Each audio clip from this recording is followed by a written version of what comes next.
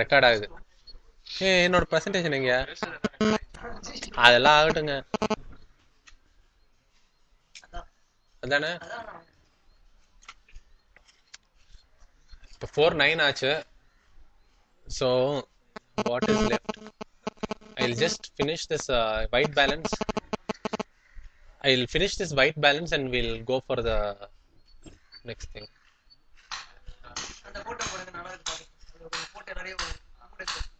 அது என்னோட girl friend. சும்மா இருப்போ. சும்மா சொன்னேன்டா.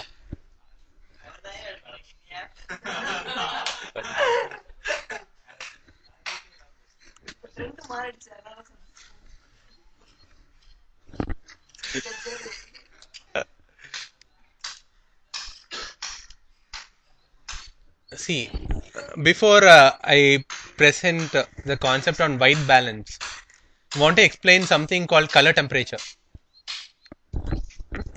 There are many people who use the word "school, man." It's hot. It's warm. What do you mean?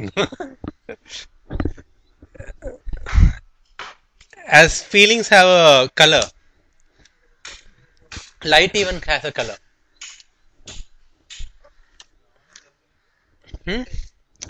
அது இப்ப பாருங்க, கரெக்டா தெரியுதா? அது ஆரஞ்சு தான். போங்க, அங்க என்ன தெரியுது பாருங்க. This was compensated for projection. So candle light, it's almost reddish orange. You take a color of the light when it's almost dawn or dusk. It's bluish. Even when you take photographs, it will appear bluish. So the color of candle flame is reddish orange, and how much temperature it can be. If you measure with a thermometer, it's the exact temperature. It will be around 1930 Kelvin. The temperature of blue sky is compared at par with a iron rod heated to that temperature. It will emit that particular wavelength. Wavelength is nothing but color. A color of light is only due to its wavelength, not due to the frequency of light. C is equal to nu lambda. So the speed of light is approximately 3 into 10 power 8 meters per second. 2.989. Okay. So that's the speed of light, and the frequency might differ, but as the frequency differs, the wavelength also will differ. So when the temperature is increased, the frequency of light will increase. So that will change the wavelength. So wavelength is nothing but color. If a sodium element is heated, it will emit a particular wavelength, a particular color. That is why sodium vapor lamp has a particular orange color, and mercury lamp has a particular white color. So each gas, each element emits a particular color. You emit a particular color, he emits a particular color. That's the truth. That's what is about reflected light also. You absorb certain wavelengths and give out certain wavelengths.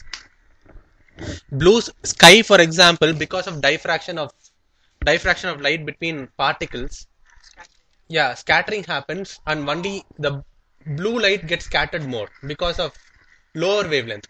Red has a higher wavelength, so it appears blue. Red has a higher wavelength, and it will travel more distance, therefore it is used as a tail lamp in automobiles. So I'm just talking about the importance of colors. That doesn't have anything to do with white balance. Just want to tell that. So a photographic flash is corrected to a white balance almost equal to sunlight at noon. It's around 5,400 degree Kelvin. So what happens is, for example, now this is considered as sunlight but is in shade. Here the light temperature will be approximately 6,500 Kelvin in this area. If you go out, it will be approximately around, with overcast light, everything, it will be around 5,800 Kelvin. So when you put that particular correct Kelvin, there won't be any color cast. You see with your eyes something, you get the same in the camera. For example, tungsten white balance, that lamp, that will be around 2400 Kelvin. If I use here, what will happen? You will get a bluish image. What is the opposite of yellow? Tungsten lamp is yellow. What's the opposite of yellow? Because you have chosen the other side, it will become blue. Just put in tungsten white balance and take a shot. Here, it will be blue.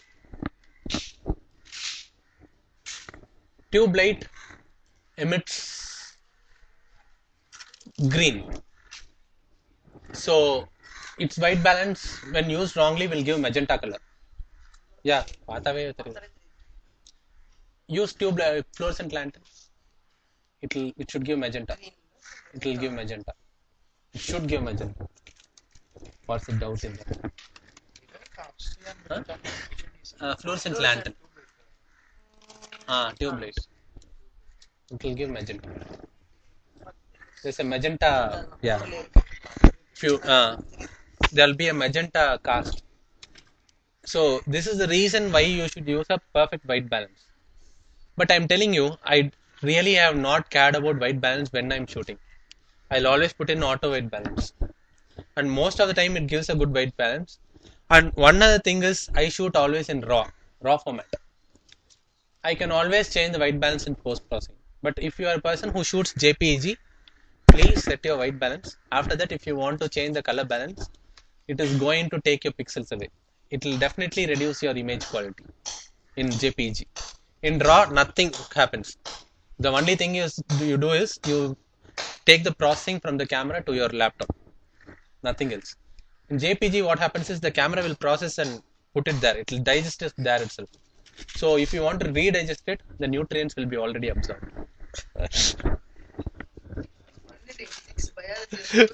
என்னடா பண்றது?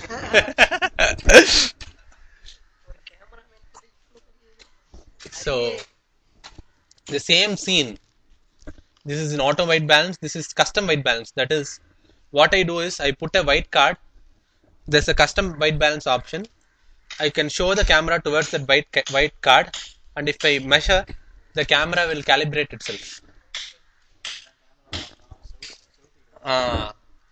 That's called auto calibration. After auto calibration, if you shoot, you get the perfect white balance, perfect foliage color, dry foliage. Here, if you see, there's a slight blue cast.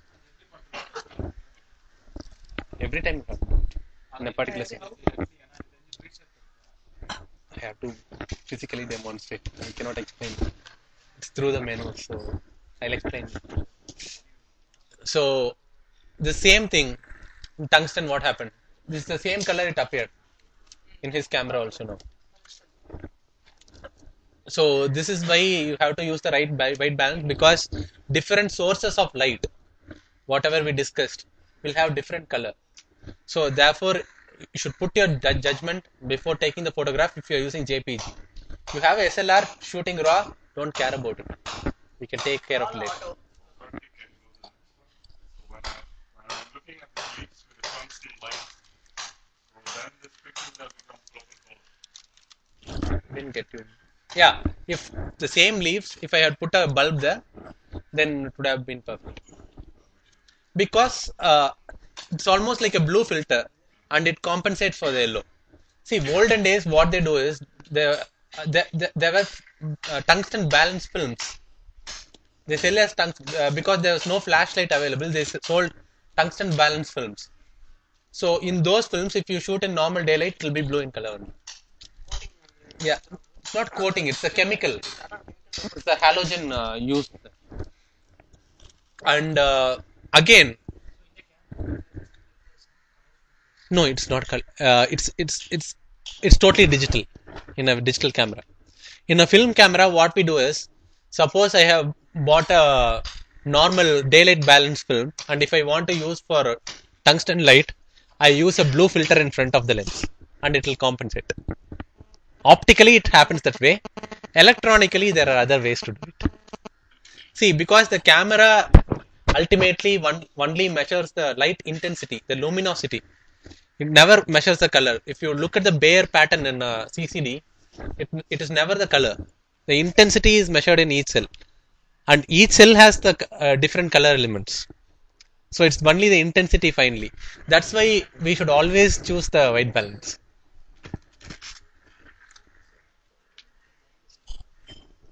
I think this we already. So the car was shot with a 300 telephoto lens. So probably you were in the gallery and you are shooting it. So you wanted a 300 lens to cover this particular car at a distance, and you wanted to really exaggerate this bus and show. So I used a 14 I didn't use, was lifted from the web.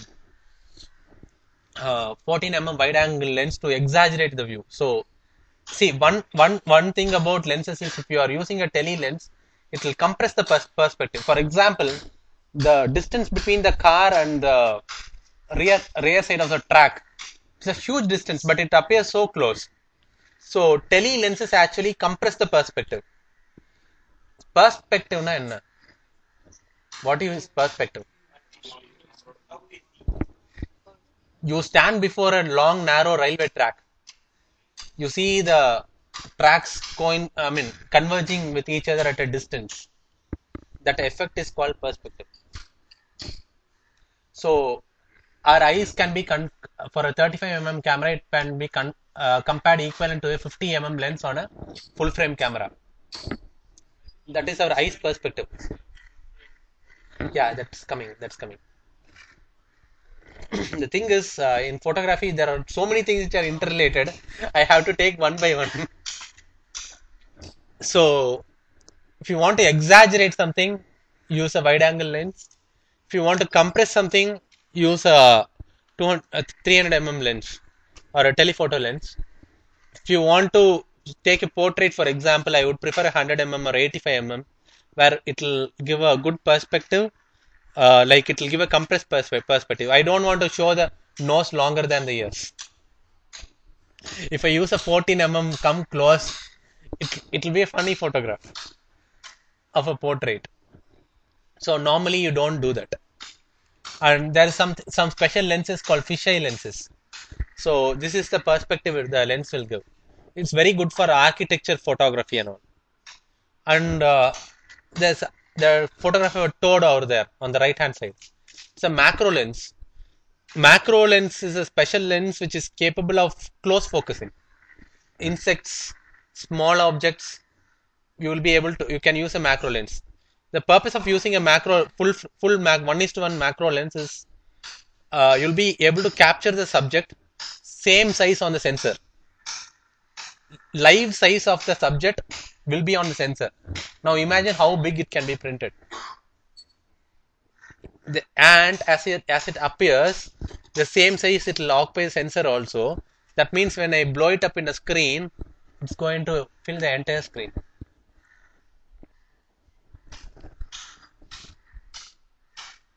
Yeah, the field of view cropping factor. See, whatever is shown as the film, the traditional film, it's a 35 film. So that is considered as the full frame. Cameras like 5D Mark II, 1DS Mark III, Nikon D700, D3X, D3S are full frame cameras. So it will have the same size of sensor as a normal photography film used on a 35 camera. So I just use a Fuji film. So the rectangles. The first green rectangle is a APS-C size for Canon 1D series, where it's a 1.3x. The red frame is for a Nikon with 1.5x cropping factor. The blue frame I have shown is for a Canon with 1.6x cropping factor. Now you know why you should buy a full frame camera if you're interested in wide angle photography. Some people who want to take temples, architecture, landscapes, they want to see things in wide angle perspective rather than a tele perspective of compressed nature. So they prefer, if I'm using a 24 lens, I want to have it as wide as possible. That is the full frame of the whole thing. If I use the same lens on a normal digital SLR, That is, we call it as the censored cameras or the APS-C size. APS is the advanced photography systems. In between, in 1990s, there was a film released for a to make the camera small. They released a smaller film that was called advanced photography system, and that particular size was called C size. And even in digital, people still maintain the same designation. So, for example, if I'm a bird photographer or a sports photographer, I would like to have a narrow perspective because, I mean, narrow field of view because my subject is going to be really at a long distance and I want to fill the frame. So, I would, if a 500 is going to become a 800 on my camera, it's a boon to me. But if I'm a landscape photographer and my bloody expensive 24 lens becomes a 35, I wouldn't be happy with it. So, there's a plus, there's a minus. So decide what you want, full frame or cropped camera. This is for SLRs. For compact cameras, the frame will be of this size. And for mobile phones, it will be of this size. So now you know where the 8 and 14 megapixels go. In such a small size sensor, if you are capturing so much of information, first thing there'll be electrical noise. Second thing, nobody wants to give a big lens. You put a tiny ballpoint pen sized lens before the camera in a in a mobile phone, and what it can resolve? Nothing basically. Even your 2 megapixels means nothing in your phone camera. என்ன? 8 எல்லாம் எதுக்கு? சும்மா குப்பை. It will only occupy file size in your desktop, nothing else. So those people who are using compacts, and even if you want to buy a compact, kindly don't look for higher resolutions, look for the better lens. For example, Sony gives a Carl Zeiss lens and it also gives a Sony lens. Go for the one with the Carl Zeiss. Panasonic which gives a Leica lens, Lumix. So Leica lens is a very good lens. So look at the lens. For example, there is a Panasonic Lumix LX3 which comes with a Leica f 2.0 to 2.8 lens. It's a very fast lens and it can really resolve. Even if it is 10 megapixel, the 10 megapixel counts there. Even if it's a small camera.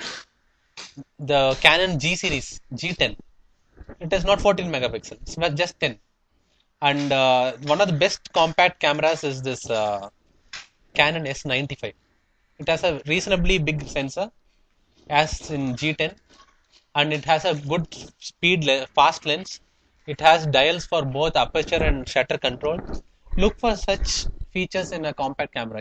Even compact cameras can be a lot of fun then. If you're looking for a camera which will fit in your shirt pocket or something, or ultra zoom they call it as, nothing works. Nothing works with such a big zoom lens. Tell me if you will be able to get a shutter speed of 1/400 in that camera. You'll end up with a camera shake.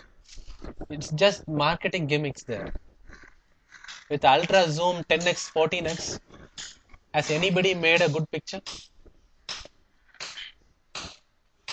Don't spend money on such cameras. If you want a shirt pocket size camera, buy a $4,000 camera, be done with it. If you're looking at photography, buy the ones for that. But there are compacts, there are other compacts, like there are compacts which are dust proof, shock proof with GPS. There are 3 cameras, one in Panasonic, which you use one, right? Lumix. Yeah. Yeah, that is a camera which is drop resistant to 2 meters. It has a GPS which will keep track of the images, and the sensor is reasonably okay. It will not be very good and all. If it comes in low light, it will immediately give a noise. Leica lens is quite good. Yeah, lens is a good lens. It will give a sharp image. But unfortunately, in the Lumix camera, the sensor is a useless sensor. It will give a lot of noise. The same camera, if it has a Canon sensor, then it will be a beautiful camera. Huh? Huh? Huh?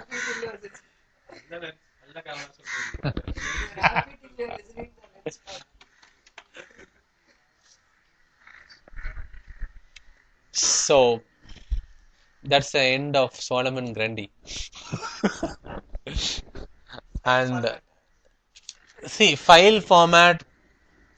See, this again I can discuss for 1 hour, but I just want to make it simple and finish it off. Use a raw image format. Those who are using SLRs, if possible, because it will give a lot of freedom for editing later on. See, a JPG picture is a 8-bit image. That is, it will maintain 256 shades of gray. So that is, I'll explain what's a bit. When I give a definition of bit, I can explain that. But what I'm trying to tell is the raw has higher bits. It's 14-bit image, or sometimes some cameras 16-bit. It will be able to, in 1 pixel, it will be able to store a higher level or higher range of colors. So when you're taking it for editing, when you're sharpening, when you're changing the levels and all, the losses on the image will be very less. So if you want editing, use that, and the workflow is also very simple. If you use a Adobe Lightroom or even Picasa can edit your raw images. If you're too afraid of Photoshop, use Picasa, it will do the job. That's it. So, and white balance, you need not even care about white balance.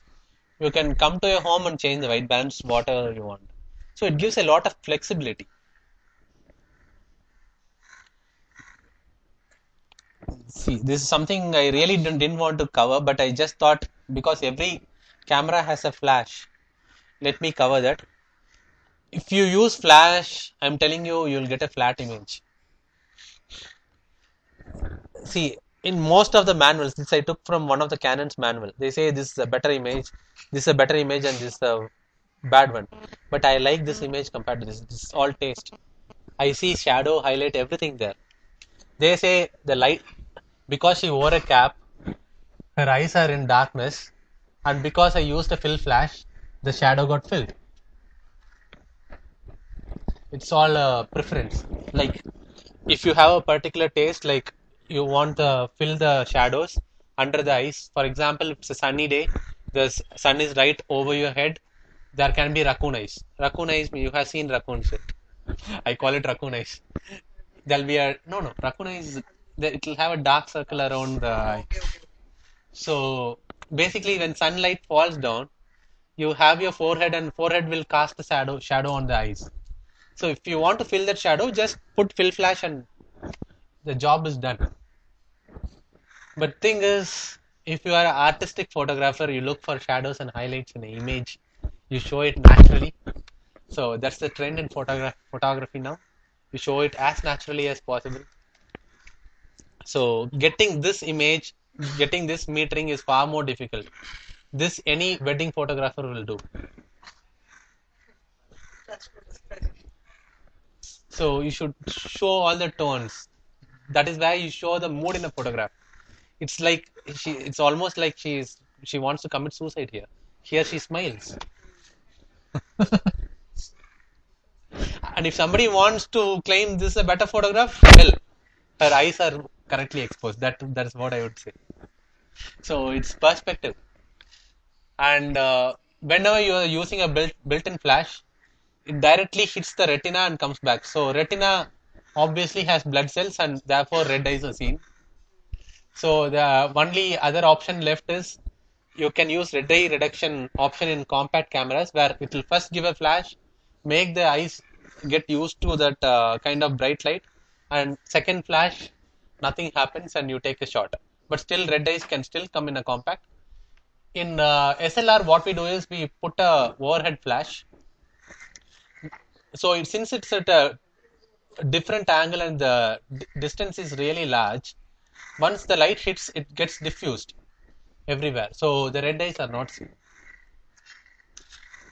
What I would do is I would tilt the head up, bounce the light on the ceiling, and hit the subject.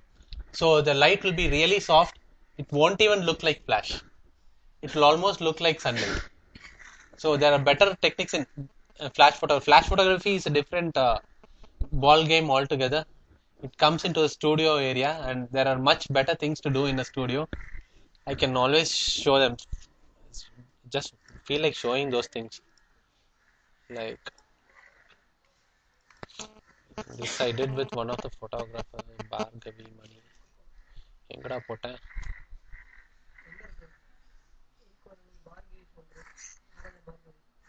Not a friend.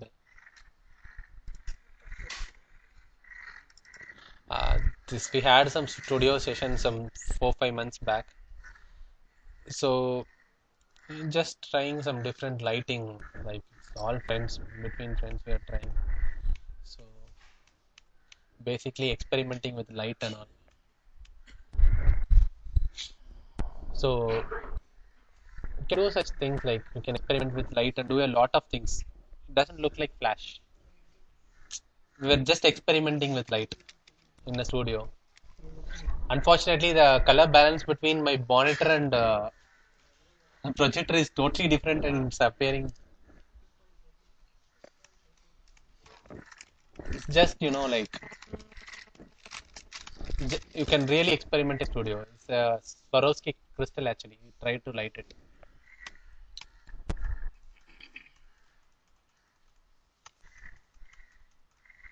So you can do such things like, but this is not. This is the kind of flash photography somebody should look at. Like you cannot.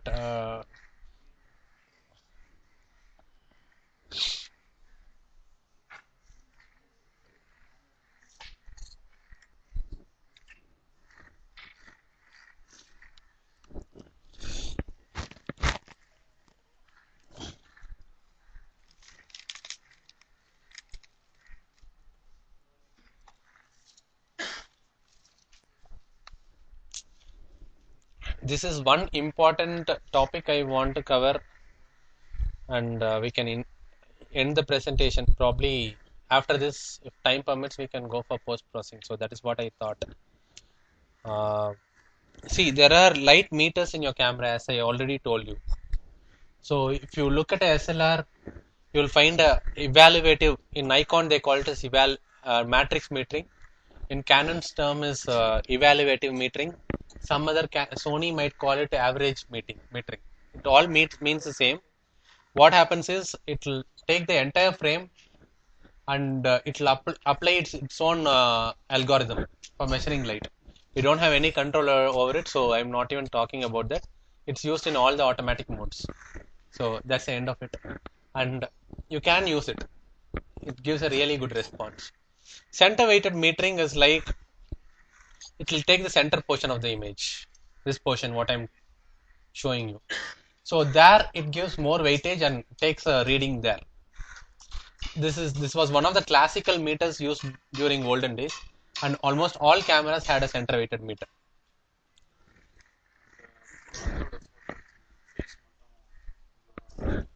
I used a spot meter. Partial meter, spot meter is just occupies a small portion of the frame, as little as this. Spot meter occupies around 2.5%. Partial meter will occupy around 11%. If you see through the viewfinder of SLR, you will find a circle. So that is that metering area. So that is useful in this particular thing because I want to get exposed this part alone as a good photographer. I don't want to give a flat photograph. So wherever the light falls, I want to expose it and leave the rest in shadow so that the picture appears artistic. So I take a spot reading on the wall here and take the picture. In this case, it's like I don't want a spot reading. I can always go for a spot here also. I just take the meter reading of the water and it's just fine. But what I simply do is I take a center weighted or average evaluative meter and it will be fine for this particular scene. For a portrait, for example, if it is filling the entire frame, I would use a center weighted. It's a very simple thing. Otherwise, say I'm taking a photograph of a bird in a wide frame and I want the bird to be exposed. The background is in a different level of light. I just want to meter for the bird alone. I use a spot meter. The photograph of the child I showed you, where the face was alone bright. I was just lucky that the light was falling on her face alone and not anywhere else. So I just switched on the spot meter and took a meter reading there and shot it. So automatically the other background where the light level is less, it became underexposed and you got that beautiful picture. See, this depth of field and differential lighting, if you play with these two things, that's what gives beauty in photographs. So as I told you, it's all calibrated for 18% gray. I covered that in the exposure compensation. So how to choose this from the camera menu? I think we'll better take it to the practical session because discussing here will not mean anything. Everybody definitely will have some doubts raised and we'll clear them. For example, in this picture, what I did was I used a spot meter on this bird's body. It's actually orange flameback woodpecker. It was shot at 500 mm from my home's window. It was just pecking there. I had a hard time with this fellow. I had to almost take 50 frames because it was pecking so fast and the light was so low, I wasn't able to get the shutter speed. Every time it was blurred. The head was. For a moment, it took some rest and I shot. And even if you see, the light was so low, I couldn't increase the depth of field. You see, the head will be in focus, the tail is almost not in focus. So at 500 mm and at f6.3 also, it's not enough depth of field. There it becomes shallow. You see the background has become milky. So I probably wanted f11 here, but the light didn't permit. It was a rainy day. Yeah. F11, when the aperture becomes narrower, depth of field will increase. So I'll get the tail also in focus. So this is a photograph I just wanted to use because I'll be able to explain all these things. Yeah, concept. So it's actually a very bad photograph. Yeah, if you see, details are missing on the feather here. No, it's because not because he was not he's moving. I took a meter reading here, and because of it was a overcast day, the lighting was tricky, and I overexposed a bit. So when I took it back in Photoshop and corrected the colors, when I do a mistake, I have to face the consequences, and this was it. So if you do a mistake in exposure, and it was shot in RAW, because it was shot in RAW, I could get details in all these areas. So yeah, no, you can recover details, not increase. Whatever possible, you can recover. அதாவது சொல்லுவாங்க என்னதான் வந்து எண்ணெயை தடவிட்டு மணல்ல உருண்டாலும் ஒற்றை மண்ணு தான் ஒண்ணும். For benefit of those people who understand English only, even if you rub your entire body with oil and roll over mud, only what mud which has to stick on your body will stick. Rest will fall off. இதுக்கு மேல எல்லாம் translate பண்ண முடியல.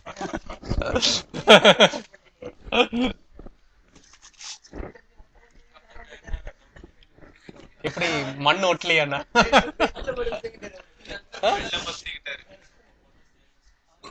ISO, I shot it at 1600 ISO because for a 500 mm lens handheld, I at least wanted 1/500th of second.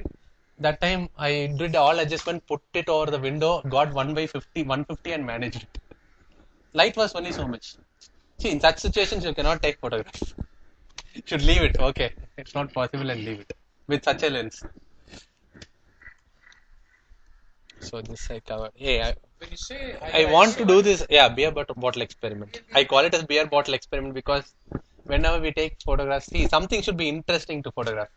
Beer bottle means everyone has a particular attraction towards it. You put some 4 beer bottles and experiment with depth of field and perspective and all. It can be really interesting. We can, instead of beer bottle, we can put water cans also. So. no. Even then, I'll call it a beer bottle experiment to keep the interest. So this is something we can do during a practical session. I shot it when I was trekking at Kotagiri. So I was just down the Kodanad viewpoint. I was trekking alone that day.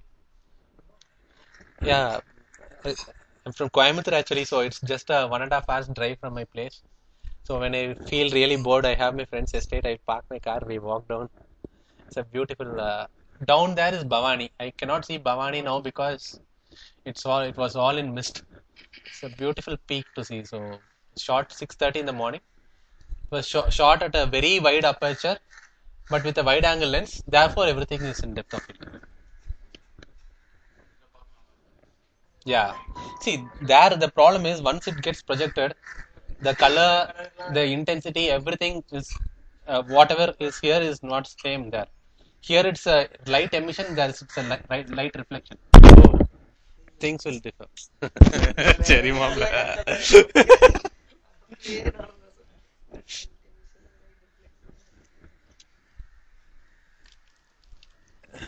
This is all I wanted to tell about depth of field. I know this question will finally come up again, and I put this slide in the last.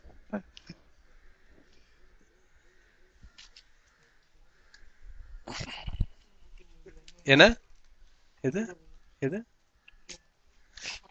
Father. It's father, man. I was typing somewhere 1 p.m. or 2 p.m. in the night. I'm sorry.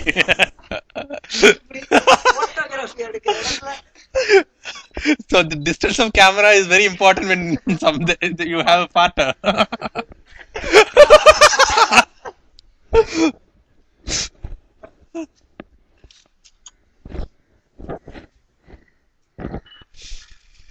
So these are the three parameters which affect the depth of field. So the last bullet point basically means the big amount lens. Yeah, you have to move.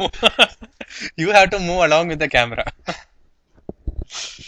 But Karthik, I mean, in the previous bird, right, that was like a fly on it, right, which is like a very long distance. See, it was almost say the window was here and the tree was there. Yeah, it was very long distance. So you should have a better depth of field. You were saying. It was a 500 lens, right? As the focal length increases, again the depth of field falls down. But what's the last bullet? And then I don't understand. The last bullet point.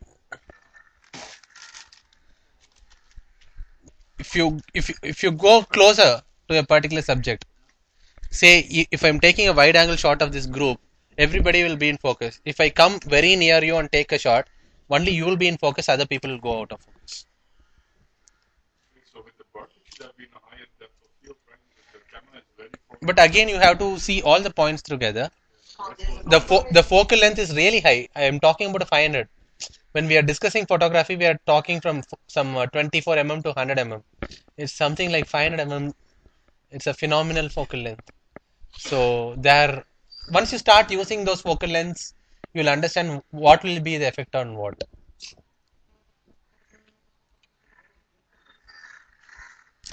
See, you can increase your speed of your car either by shifting your gears or by pressing your gas pedal, but you know when to do what.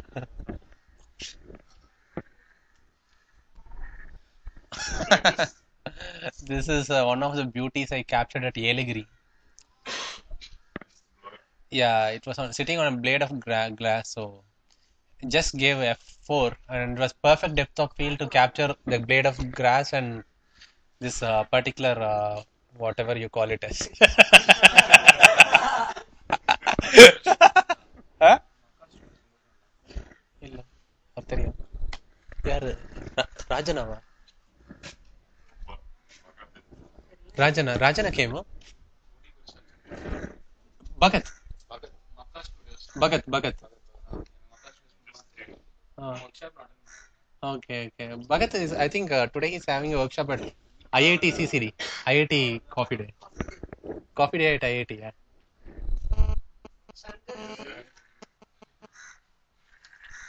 कौन भगत இங்க வாங்க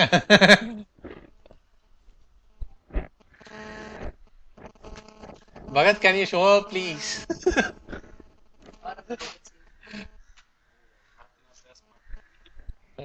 Almost there. Yeah. Bhagat is called on the stage. அண்ணா வாங்கண்ணே வணக்கண்ணே We're just talking about it.